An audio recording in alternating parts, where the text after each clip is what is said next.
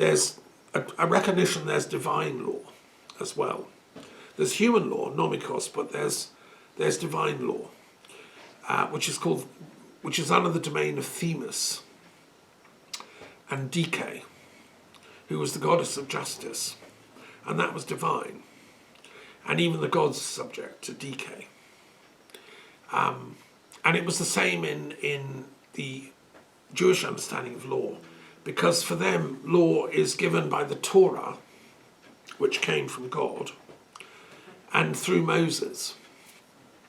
He appointed judges, and they were to interpret the Torah, and that was based on the Ten Commandments and the will of God, as expressed in the Ten Commandments, and then how were you fulfilling that divine law? So, adultery, no, you can't do that. It says it in the Ten Commandments.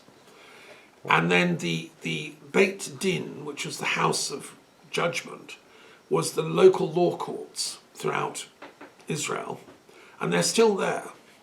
Every big town in Israel has a Beit Din, which interprets religious law, if you're Jewish and you follow the religion. They also have secular courts if you choose to opt out. But if you're of the Jewish religion, things like divorce and everything are covered by the Beit Din. I just want to add something else, which is, if my hypothesis is correct, that Jesus spent some time studying in Alexandria, he would have learned Greek, advanced philosophy, Neoplatonist thought with Philo and people, and possibly some Egyptian ideas of law. And in Egypt, it was Maat who's the goddess of law. And what's very interesting is, in the Hermetic Egyptian tradition, there are 42 commandments that Maat gives to us. We found these in a papyrus text dating from 1250 BC. And I put in the footnotes these details. And what's interesting, these 42 commandments, the 10 commandments are taken from the 42 commandments of Maat. Thou shalt not commit adultery, and so on. But there's much more detail in the commandments by Maat. And if my hypothesis, it's not just mine, it's many other people have said, that Moses was initially trained as a priest in the Egyptian religion, and then he discovered he was a Hebrew, so he went off in the desert and did a rebellion. But he brought with him all the knowledge of Egypt. I think that's where the Ten Commandments come from. He'd studied in the schools of Egyptian law, learned the laws of Maat. What I think is that I just wish that we had all 42 of these, because a lot of them are about non-violence. Thou shalt not do violence against other people. Thou shalt not steal other people's land. Thou shalt not bear false witness. Obviously, that's got in the Ten Commandments. But there's a lot more what we would call ahimsa in the 42 commandments of Maat than there are in the Jewish Ten Commandments. It's as if they dropped 32 of them. Ahimsa? Ahimsa is the word for non-violence in Indian thought. So I'm just saying, wait for when I do that text in detail. But I'm working on the 42 laws of Maat and how I think Jesus also understood that. And also, I should just say one last thing before we move on to our periodic table. The other thing I've been doing this week, and I shouldn't forget, is I've been honouring the birthday of Dr. S.L. Gandhi, Sohanlal Gandhi, in India, in Jaipur. So greetings to Dr. Gandhi, who's a senior Jain academic. And he invited me first in 1995 to go to a conference in Jaipur on peace and non-violence, which I attended.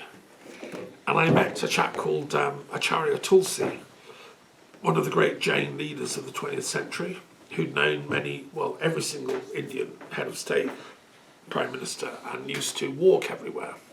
He walked about 200,000 miles in his life, teaching peace, travelling about, talking to people. Amazing man. And Dr. Gandhi was his student, and it's his 90th birthday yesterday.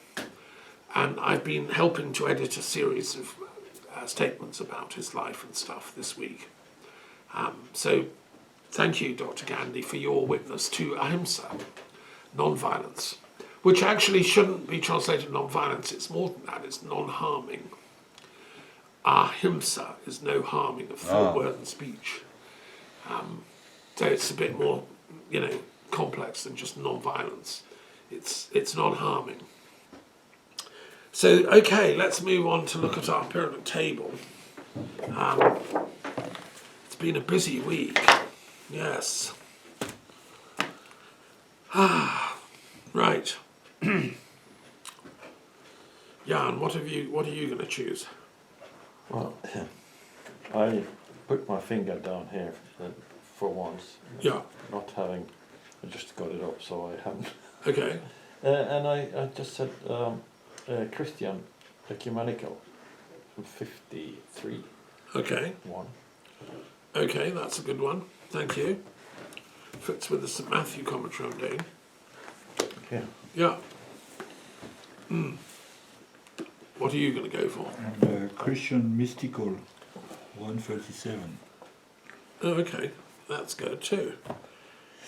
Right. Well, let's do the ecumenical first, 53.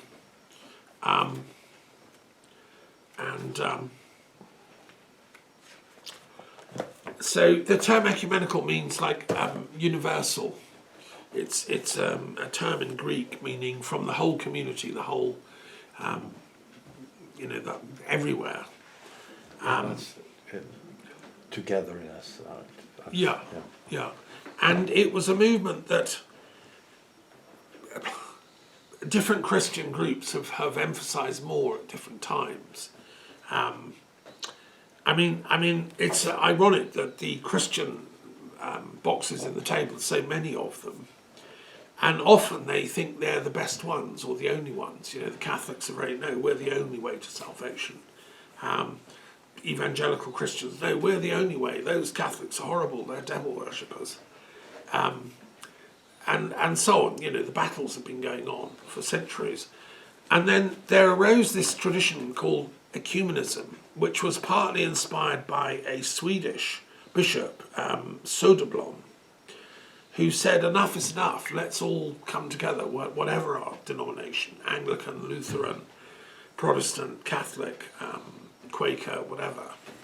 And through his inspiration, they set up the World Council of Churches in the early 20th century, which is a body that networks among them all. And they wrote, and the first meeting of this was in Edinburgh, actually. And the idea that people of all denominations should come together. Bishop Bell of Chichester was an Anglican who was very influential in this movement. Archbishop Ramsey, another Anglican again, and a chap I used to know called Dean Carpenter at Westminster Abbey, who was a very broad-minded Anglican, also supported the ecumenical movement. When I went to Sweden, I went to Gotland, an island off Sweden, where the bishop hosted a meeting, and I went to the Swedish ecumenical peace meeting just near Gothenburg in the 90s when we were talking about an ecumenical peace movement among all Christians in Europe. Could we build a new Europe, whether you're Protestant, Catholic, Orthodox or whatever.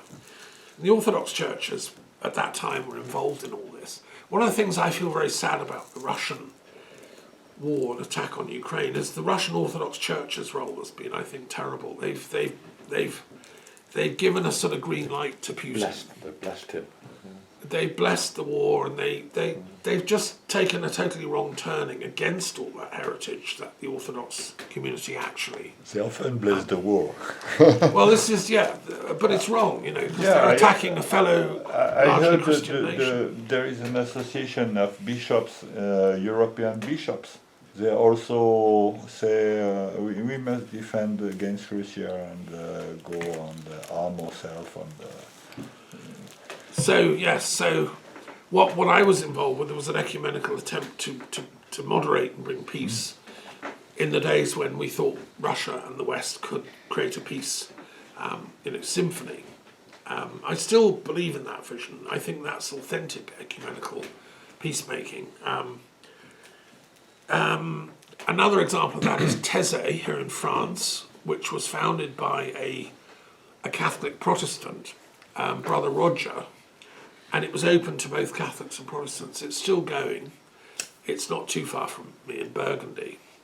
And they specialise in beautiful singing and a sort of a kind of liturgy that's not too ritualistic, that has space for silence and prayer, kind of Quaker style.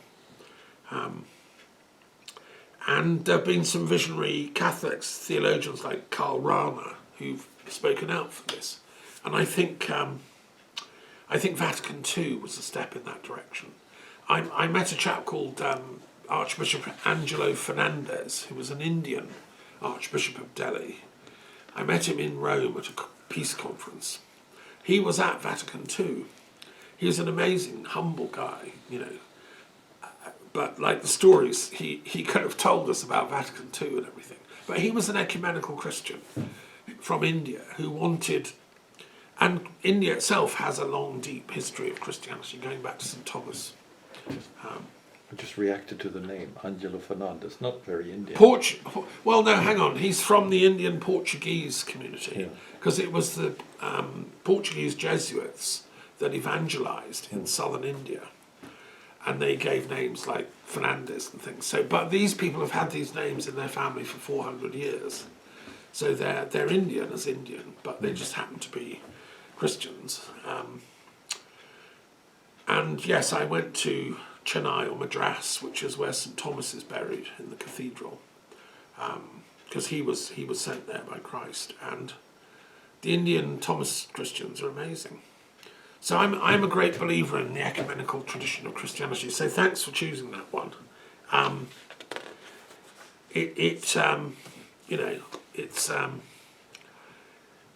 I think if you read the original scriptures, like I'm doing in the commentary on Matthew, I think that was Jesus' intention.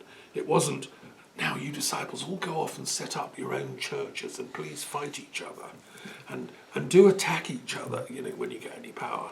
No, it wasn't like that's totally against the whole idea. It was harmony, brotherhood, sisterhood. It's the way it should be.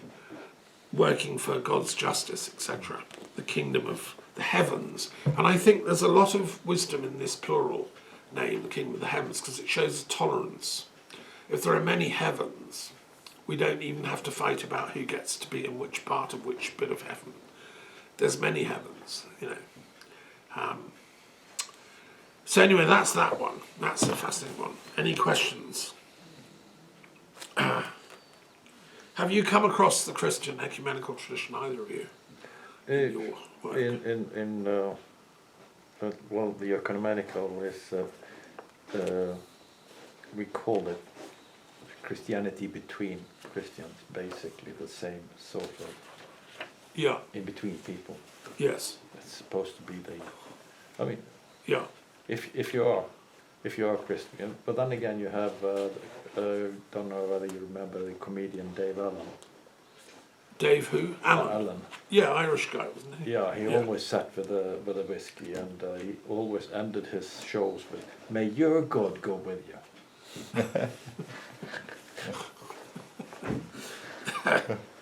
Yeah, I did see some of his stuff. That's a very wise saying. Yes.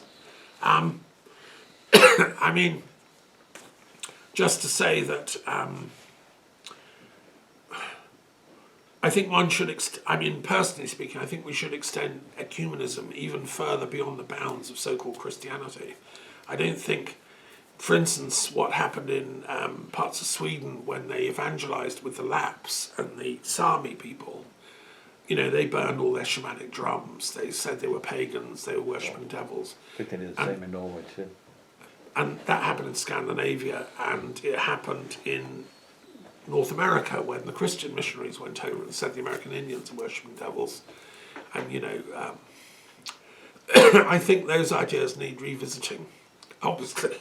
And I'm a believer in shamanic Christianity, which is another one of these in the box, number 139, that I think we have to recognize Christ was bigger than that. He wasn't saying to his disciples, go out and anyone who isn't a Christian, you know, you've got the liberty to kill them. I mean, that is a total misreading, in my opinion, of what the name Christianity actually means. Actually, But that's another big conversation. got another good history, a true history that might put a bit of a perspective in the team we're talking about. Okay. A good friend, a late friend of us, her father was a priest up in the Norwegian Sami. Oh, in the Sami community? Up in Finnmark. Oh, okay, in Finland. Finnmark. Oh, in Way Finnmark, north, which the is northernmost north. county in Norway. Oh, right. And there was also shamans up there, and he was taught what they call to stop blood, to stop bleeding. Okay, in his shamanic lineage, Yeah, the he was shamanic- taught how to stop bleeding. Yeah, that was a no-no in Christianity, of course, because that's heathen. The dark Christianity. Yeah, yeah. Those days. Scared of healing powers. and things. Absolutely. Yeah, horrible. yeah. Only Jesus could do that stuff. Well, that's a bit childish because I'm a great believer in spiritual Yeah. healing. And, Anyway, you know, yeah. He saved her mother's life. His wife's, Yeah. No, yeah, his wife. yeah, Uh, by stopping her bleeding. by stopping her bleeding when she was giving birth to one of her siblings, her bleeding would not stop. And the doctor said, I'm afraid She's going to die. we've done what we can. Ah, And then he said, can I? have a go. And he stopped it. How interesting. Did you meet this chap yourself? No, he was dead before we got him to know them. Okay. I was going to say, did he teach you the secret? No, Might be coming in handy. could be handy. Yeah. Yeah. Well, that's what I mean by deep ecumenism, which is that we should be respectful of all faiths. Yeah. I'd like to see an ecumenism between all the boxes, and we all listen and learn from each other. Our mysteries, you know, and I think Christ was coming from there. I think he himself, if it's true, he studied in Egypt and elsewhere. Then I think he was an ecumenical pioneer, which is why the mainstream Jews back in Jerusalem, who were very defended of their own uniqueness, didn't like what he was saying. He was too universalistic for them. If you are ecumenic or Christian in one sense. way or shape, whatever Yeah. way of shape you might be Christian, I think deep down Christianity is basically just be able to behave properly and do good to. Yeah, follow the cosmic law of the Yeah. kingdom of the gods, you know. Follow Jupiter Optimus Superbus, Whatever, yeah. or whatever you want to call it. Yeah, but there is a question for me. It breaks my heart to see different chapels fighting each other. But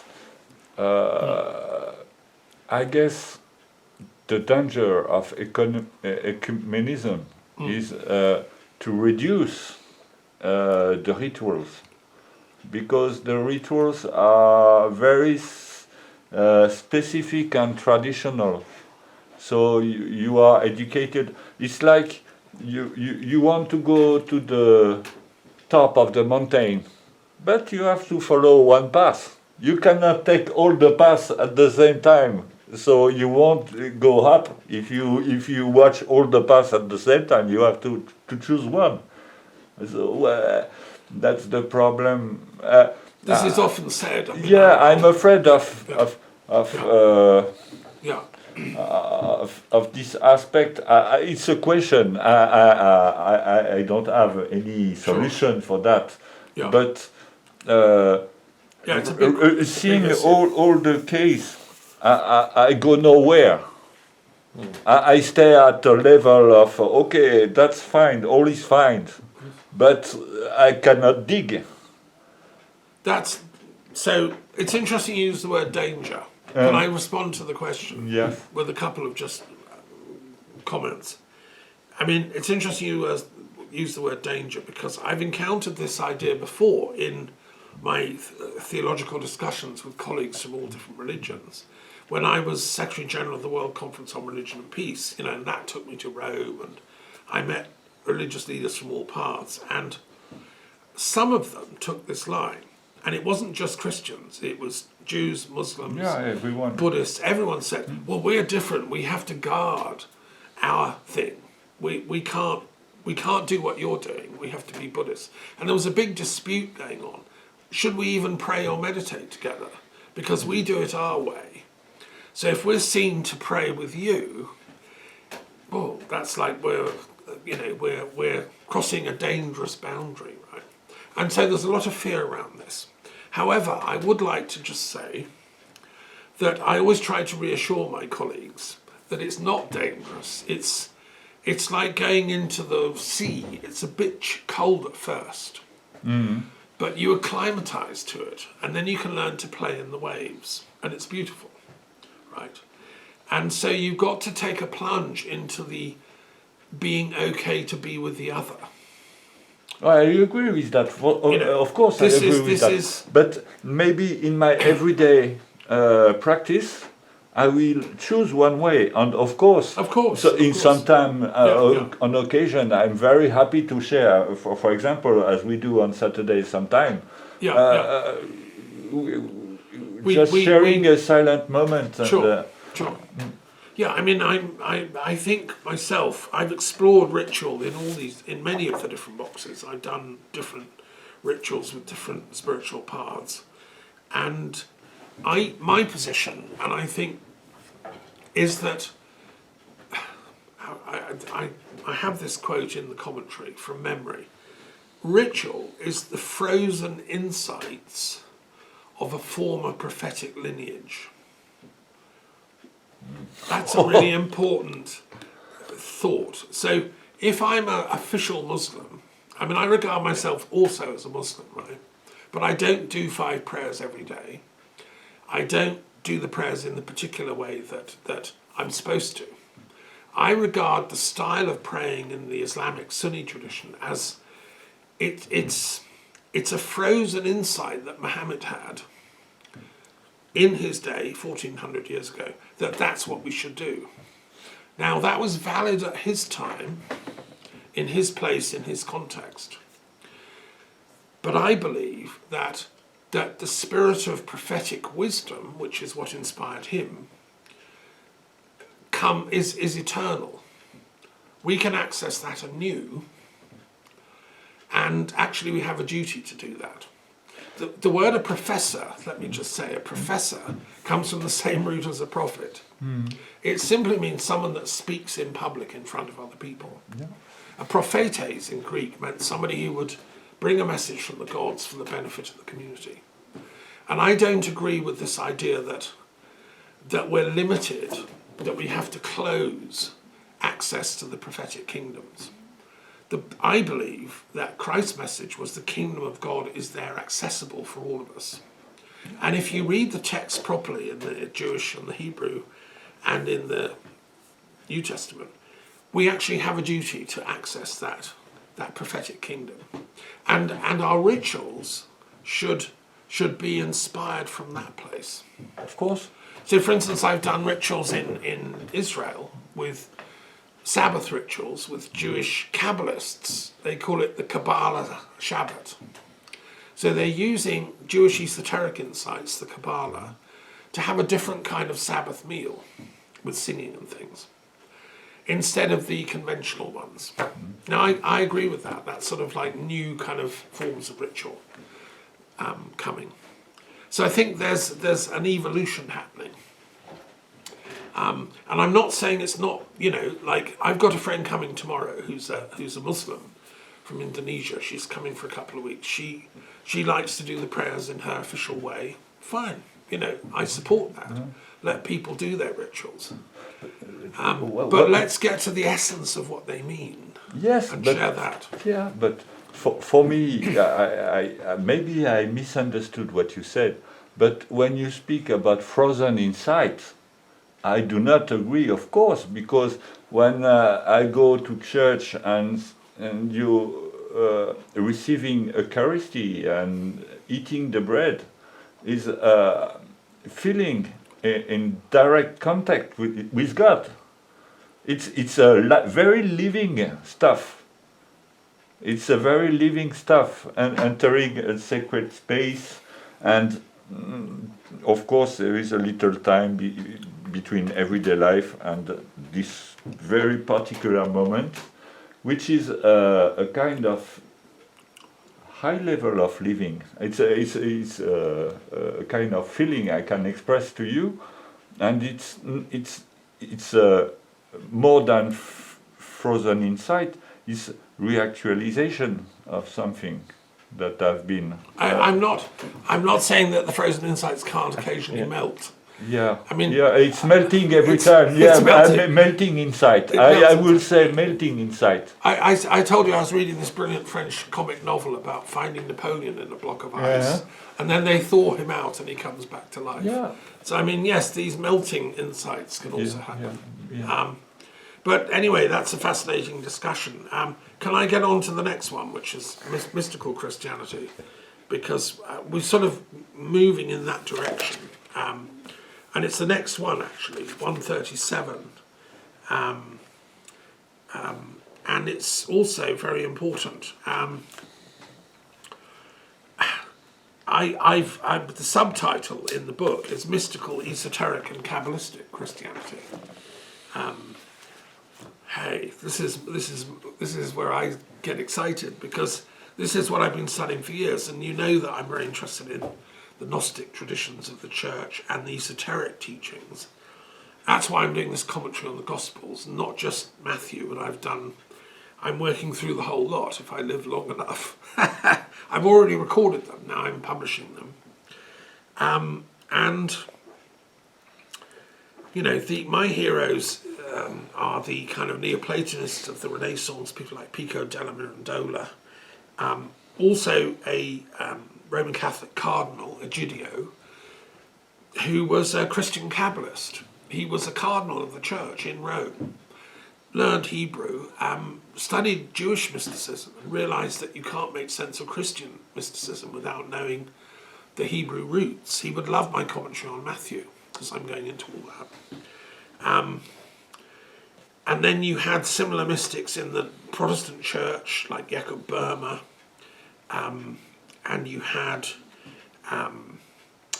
Swedenborg in Sweden. In France, there was Eliphas Levi.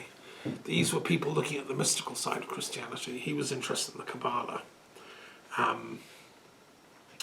And I think, I mean, the point I keep coming to in my commentary is that Christ was a teacher of interior wisdom. He was teaching how to access a place in consciousness, which is to do with divine wisdom. We know that he was reading the books of Enoch, or at least books 1 and probably 2 of Enoch, which are very esoteric. And it's interesting that that relates to Mount Hermon. If you read my commentary on the book of Enoch, there's a very important passage to do with Mount Hermon. And if Christ went up there for the transfiguration, there's a bit of a clue there. So you've really got to understand these esoteric writings. And I think that all Christians should be taught this stuff. I mean, I had to find out the hard way. You know, when I went to school and was taught religious studies, none of this was ever shared. It was just like literal, you know. Took me years of actual study and reading to realise there is this undercurrent of Christianity. And without knowing that, none of it really makes sense, in my opinion. And that's why so many people turn to Buddhism and Hinduism and yoga and things, because they don't think Christianity is interesting. It doesn't have any interior teaching for them. Well, I beg to differ. I think it has immense interior wisdom, but you do have to ask and seek it out. And then people like Rudolf Steiner have shared that, A.E. Waite, obviously Meister Eckhart, and there's a richness here that's amazing. And I think it should be in the it should be taught and studied. And I believe it's the key to peace. It leads to what I call pansophism, which was a term in the 17th century when Christian intellectuals across Europe said, look, we need to stop fighting each other. There was this horrible war, 30 years war between Catholics and Protestants. The King of Sweden came, Gustav Adolphus, fighting the Holy Roman Emperors. Mass slaughter. A third of people in Germany were killed because that was the main battleground. Whole cities were laid waste. There was war crimes on both sides. People were being raped and killed, and it was horrendous. In the name of God. In the name of God, you know, in the name of their particular form of Christianity, right?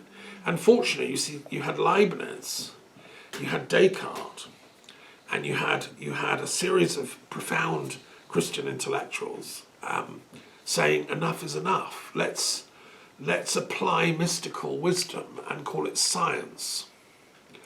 So you had Newton in England, who was from this tradition, saying, let's actually try and invent something called scientific method and stop fighting.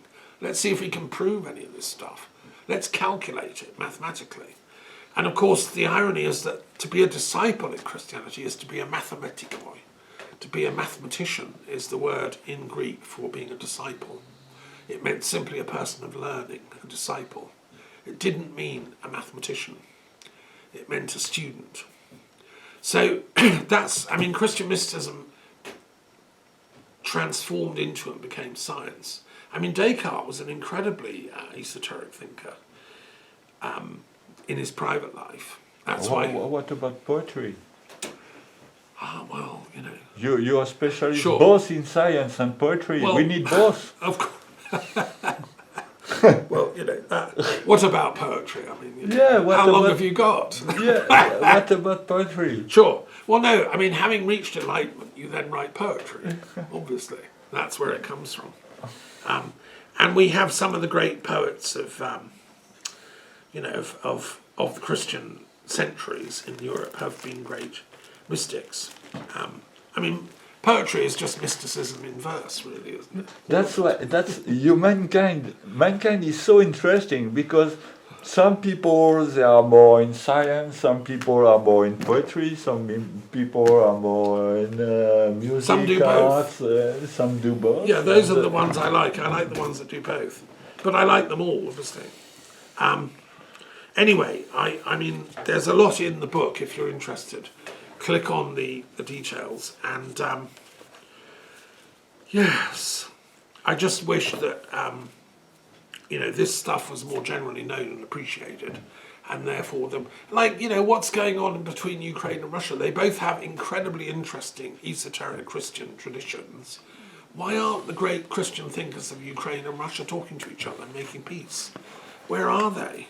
Please get in touch. Let's have a webinar. Because their greatest philosophers were talking about what I'm talking about here.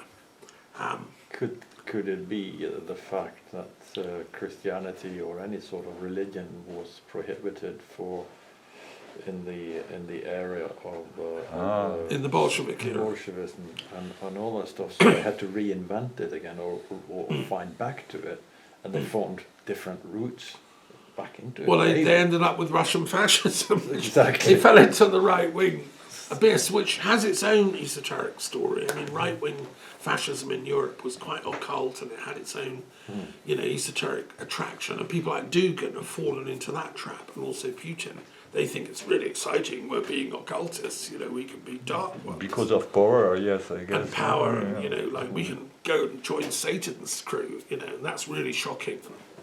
But I think it's just stupid, really. It's just ignorant. And if you seriously study the occult deeply, deeply, you come out to the other side of that dark underground passage, like the caves in Ireland, and you come back to the Christ story, the light, and you realise that the highest form of mysticism is not to dabble in the dark occult and kill people, but to actually give life and celebrate the life force itself. And that's what Tolstoy and the great Slavic mystics realised, who are part